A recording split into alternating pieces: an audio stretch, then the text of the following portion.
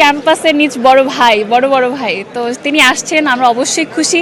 এই অনুভূতি আসলে অন্যরকম, বলে বোঝানোর মতো না। যাকে দেখার তীব্র আকাঙ্ক্ষা ছিল, এত বছর, দীর্ঘ 17 বছর অপেক্ষা করেছি।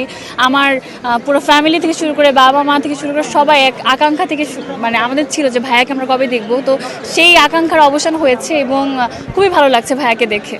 এবং ভাইয়ার আগে যে কার্যক্রমগুলো তিনি বলেছিল যে এসে করবে, সেটা কিন্তু সময় মতো এবং তারিখ অনুযায়ী হচ্ছে। এবং ভাইয়া সেদিন একটা কথা বলেছিল যে আই হ্যাভ আ প্ল্যান, না ড্রিম।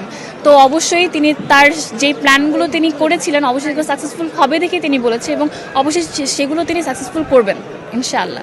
নেতার আগে আমি বলবো যে তিনি নিজ ক্যাম্পাসের নিজ বড় ভাই তো তিনি আসছেন, আমরা অবশ্যই খুশি। এবং তিনি আমাদের লিডার এবং আমার বড় ভাই ক্যাম্পাসের, তো অবশ্যই ভালো লাগছে। এবং তিনি বলেছিলেনই দেশে ফেরার আগে যে তিনি এসেই ওসমান হাদি ভাইয়ের কবর জিয়ারত করবেন।